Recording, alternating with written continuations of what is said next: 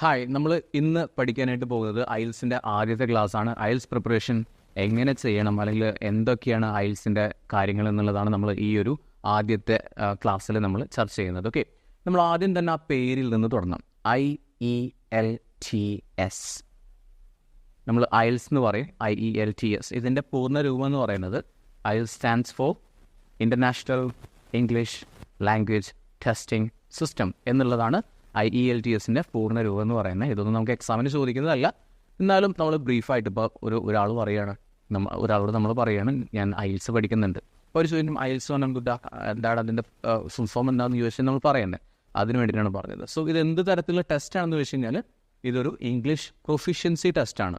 നമ്മുടെ English language, നമ്മുടെ proficiency English ലാംഗ്വേജിൽ നമ്മൾ എത്രത്തോളം പ്രഗത്ഭരാണ് ഇംഗ്ലീഷ് സംസാരിക്കാനായിട്ട്, എഴുതാനായിട്ട്, വായിക്കാനായിട്ട്, അതുപോലെ തന്നെ കേട്ട് കഴിഞ്ഞാൽ മനസ്സിലാക്കാനായിട്ട് എത്രത്തോളം